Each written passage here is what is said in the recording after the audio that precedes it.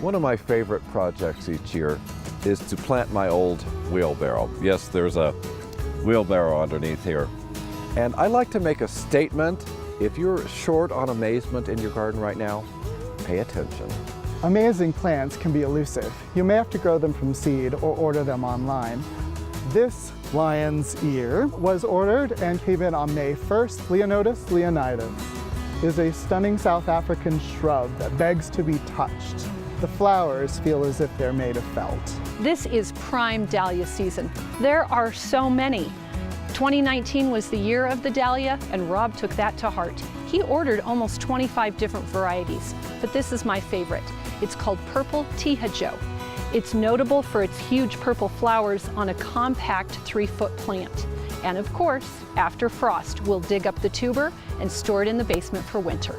Look at the size of this hardy hibiscus. It's the size of a dinner plate. This variety is about 2 years old and is known as Starry Starry Night. The flowers are complemented by the dark leaves.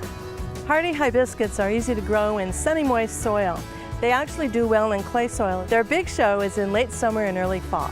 Hardy asters are very popular, but few people grow annual China asters. Rob ordered the seeds for these Chinese flowers from England. This variety is king-size apple blossom. It opens white and turns pink as they mature. Your great-grandmother or grandfather probably grew these. They're due for a resurgence. Did you know that in the 40s and the 50s, it was illegal to grow hollyhocks in Denver?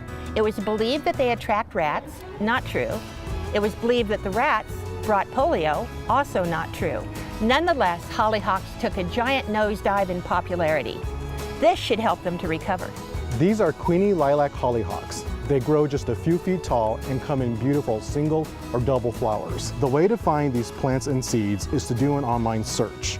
Type in hollyhock Queenie lilac and you should find companies offering the seed. And now you've got a plan for the winter. Online shopping.